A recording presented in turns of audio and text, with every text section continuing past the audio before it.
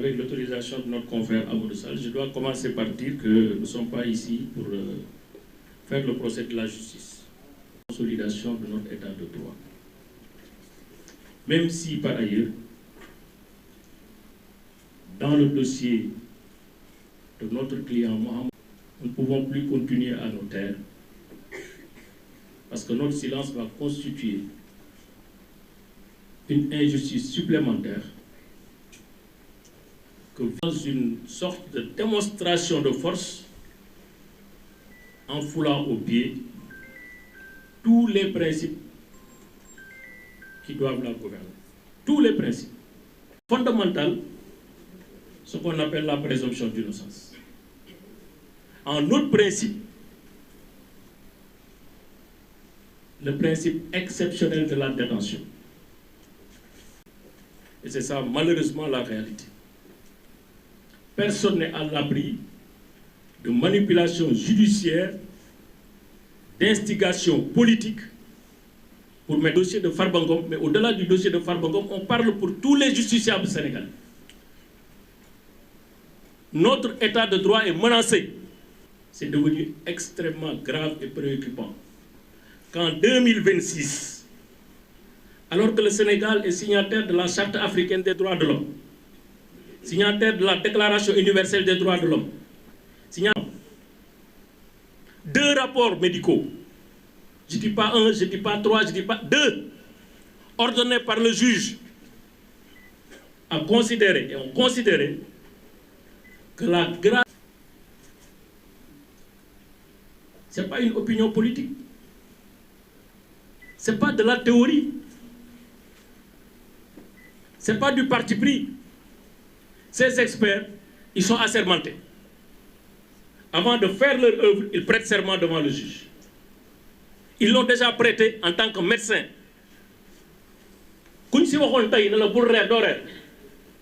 Juge yi contesté rapport médecin, ku ci médecin bi ne won bul teud nelaw do teud nelaw. Nañ waxante deug amul ñaar amul ñett. Ce qui se passe ici, c'est grave. On remet en cause l'honneur et la crédibilité d'institutions qui sont là pour la démocratie et pour l'équilibre. Parce que simplement, c'est Farba Ngom. C'est grave. Lu dul dëgg nag suñ koy nekk di ko làqal tey Farba Ngom la dal suba mën na ma dal ginnaaw suba mën na dal Antoine. Attention. Rendre la justice, c'est pas rendre une justice pour telle personne. C'est rendre la justice au nom du peuple sénégalais. 2 rapports médicaux incontestables. Personne d'entre nous, y compris les juges qui essaient de contester le parquet, personne ne peut contester valablement les conclusions de ces rapports. C'est la réalité. C'est un fait qu'on constate, un fait technique, rapporté par des techniciens, des sachants, que personne ne peut démonter. En 2026, un homme qui jouit de toutes les garanties de représentation, qui jusque-là a souscrit entièrement à l'exercice de justice à son égard. Il n'a jamais arrêté une convocation, il a toujours été là, il n'a jamais essayé d'organiser sa fuite. Qui est élu maire de sa commune au suffrage universel, qui est élu au niveau de l'Assemblée nationale en tant que député, au suffrage universel. Qui d'autre peut avoir autant de garanties de représentation? Qui d'autre peut avoir autant de garanties de représentation? Malade, gravement, jouissant des garanties de représentation. La loi offre des alternatives légales pour se substituer à la détention. Donc ces alternatives existent. En ce moment, cette personne, au moment où je vous parle, est en prison, au Sénégal. Malgré les engagements internationaux, malgré la clarté des principes qui gouvernent l'administration de la justice. Farba Ngom, depuis 12 mois, est en prison. 365 jours, 9000 heures de détention. de privation de liberté. C'est trop. Trop. C'est trop. Un état de droit, la qualité d'un état de droit se mesure au moment où, et seulement où, cet état sait s'arrêter. Ce n'est pas une renonciation à la justice. Ce n'est pas une abdication. C'est réconcilier la justice avec la liberté. Et c'est bien conciliable. Mais une justice qui déprotège, qui affaiblit les droits, c'est une justice qui s'écroule. C'est une justice misérable, besogneuse, pauvre, faible, parce qu'elle n'est plus rendue au nom du peuple sénégalais. C'est ça la réalité. Une justice sur commande. Il faut arrêter. Madame le ministre de la Justice, il faut arrêter. Monsieur le procureur général de la Cour d'appel, il faut arrêter. Monsieur le procureur de la République, il faut arrêter. Avant qu'il ne soit trop tard. Avant que l'irréparable se produise. Avant que la responsabilité de l'État soit exposée. Avant que la confiance que nous devons tous à la justice se brise. Il faut arrêter. Trop, c'est trop. Lu ëpp tuuru bàyyi leen Farba Ngom bu ñëwee ci dëkkam dem si ay njabootam loolu mooy dëgg keneen lu leen wax leneen du dëgg. Vous êtes en train de faire de la détention arbitraire, c'est ça la vérité, par l'exercice d'une voie d'appel. Mais à la limite, c'est quoi le problème? Deux personnes pour les mêmes faits devant le même juge sur la base de la même loi. L'une est libre, l'autre est en prison. Au nom de quoi? C'est ça l'égalité devant la loi. C'est ça l'égalité devant la justice. Madame le ministre de la Justice, vous avez commis trop de fautes. Normalement, dans une république normale, un ministre de la Justice qui se comporte de la sorte, qui fait un point de presse, en 5 minutes, 7 violations de la loi et de la Constitution. 7 violations de la loi et de la Constitution. Mais on n'a plus de république. On n'a plus de république. La république est à terre. Mais comme avocat yi ngay wax man gisaguma sax d'ailleurs lettre bi mu doon wax ci avocat yi déggaguma ko secrétaire général ordre des avocats ngi nii defe naa ne amagul lettre. Ñun on va saisir le bâtonnier pour d'abord les violations qui ont été constatées et commises par le ministre de la Justice. Mais nous avons déposé une plainte contre elle pour violation du droit à l'image, violation du droit à l'intimité, secret, la vie privée, violation de données personnelles, violation de la correspondance, ku dem ci code de télécommunication bi di nga ko fa gis.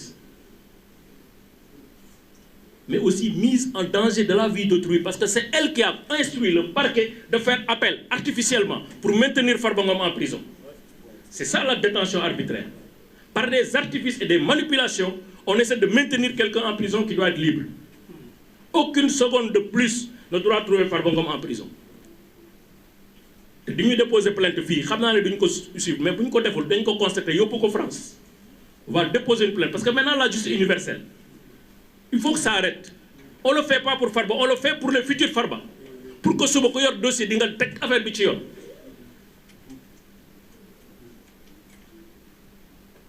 Deux mots pour terminer, si vous le permettez. Le premier, c'est pour les députés à l'Assemblée nationale. Si je suis député, mais tout le monde m'a voté. Premier jour, nous avons président du groupe parlementaire, là, dans la tribune Assemblée nationale, le man, Morium de, ak ñi d'accord and ak man, lu ñu ma fi andil loo xam ne intérêt Sénégal nekku ci du ma ko voté. Parce que nag ku nekk xam nga lu jaadu ak lu jaaduwul ay xale nekkuñu assemblée pour être député il faut avoir au moins 25 ans. Moyenne d'âge ak député c'est au moins 35 ans ou 40 ans. Def ngeen première levée immunité parlementaire Farba gis ngeen ni leen ci fekk yéen ñëpp rus ngeen bu Farba génn da ngeen rus bu ñëwee assemblée fekk leen fa te yéen a joxe le permis de poursuite mu ñëw fekk leen foofu juge bi ne dossier Farba ay la yoon dara nekku si dama koy bàyyi mu ñibbi këram mu ñëwaat fekk leen assemblée loolu la di mel. lan ngeen di wax seen kër ak seen i doom ak seen i njaboot donc fotaat nag foo xale la ak baadoo la. levé bi ci affaire bu gën a garaaw lii gis nga lim lay jural lii c'est une banalité déconcertante li ñuy interdiction d'objet prohibé bu ñu génnoon statistique ci prison ay nit yu ñu fekk ak portable ba fekk leen loo xam dañ koy aaye 5000 cas parce que chaque semaine procureur xam na ko chaque semaine dañ koy defar rapport ci cas yu mel noonu du jeex du xaaj mais c'est des règles de discipline qui ont été violées c'est au niveau de l'administration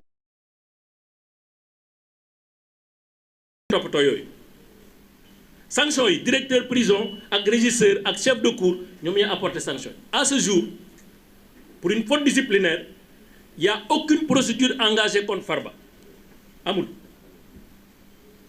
kenn woowul Farba kenn waxu ko ne yaa def lii on l'extrait sans lever de son immunité parlementaire yóbbu ko enquête ko arrêté ko mettre ko garde à vue suma frère suma confrère Boubacar Sy dañu ñëwaat ci requête bi ñu def foofu lii parce que affaire yu cuune la ñuy def parce que booy demee ak sa xol ak émotion ak passion de manière déraisonnable léeg-léeg tu vas te rendre au mauvais service loolu moo xew dans ce dossier moo tax ma bëggoon député ngeen bàyyi par loo beeg fi ngeen bokk ak yëpp ngeen xam ne lii waxi naka sa xandal la d'ailleurs moo tax procureur bi ñu ko indilee mu dégager en touche maintenant comme gaynde gu naan diwlin gi moom moo yaakaar ne lépp moo ko war a sànjaafu dégg naa sax mu ngi sànjaafu waat ay yeneen ministre yoo xam ne ñi fi jaar ñëpp dañu ne lii dossiers yi dara amu ci moom mu ne mooy sànjaafu affaire bi instruire pour ñu def procédure contre Farba ci ay waxu picc yoo xam ne amul bopp amul kenn moi je dis en tant qu'avocat amul benn texte de loi amul benn arrêté wala règlement boo xam ne nii mën nañ ma ko opposer man ne ma lii moo tax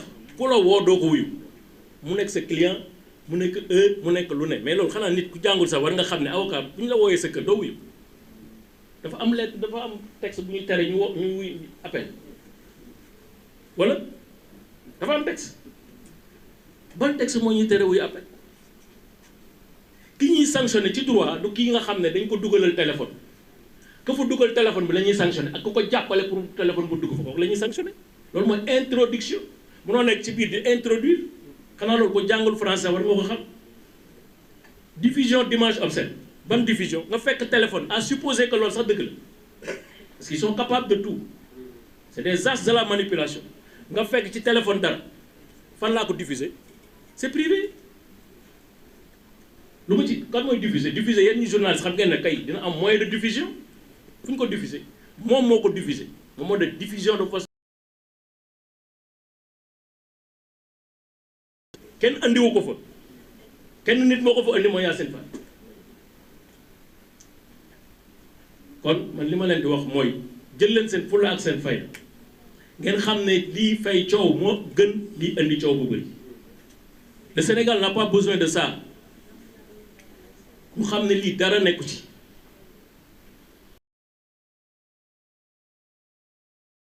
de prison ay téléphone doo nga fa fees waxante dëgg rek te yàlla tax waa or Farba mais et puis ensuite le détenu provisoire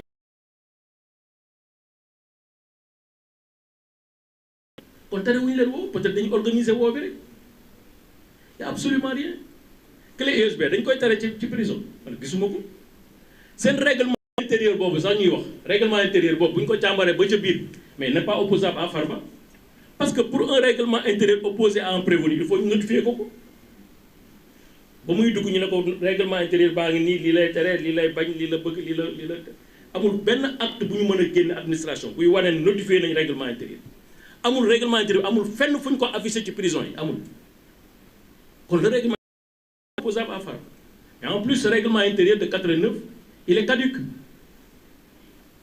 parce que ba ñu defee loi 2001 dañu waroon defaat beneen règlement intérieur à ce jour dégguma ñu wax beneen règlement intérieur sur la base de la justice bu ñu koy def dañ ko war a def teg ko ci yoon ñu fàtte suñu bopp fàtte suñuy waaso fàtte suñuy esprit partisan ñu xool lii yoon ak dëgg ñu koy doxal lii yoon ay dëgg mooy ce n'est pas nécessaire pour l'instruction Farba Ngom nekk ci prison c'est pas légal au vu des conventions internationales Farba Ngom nekk ci détention c'est pas proportionnel à l'objectif qui est recherché pour toutes ces raisons dañu ko war a bàyyi mu ñibbi këram pour toutes ces raisons lii ñuy jéem a ruumandaat ci suuf nañ ko tegaat ci suuf man li ma gis ci li ñuy wax day 12000 xaw ma dollars xaw ma yu kenn xam bu doon am na transaction financière yu liées à cette infraction c'est pas le procureur de la République qui va ouvrir l'enquête le parquet judiciaire et financier qui va ouvrir l'enquête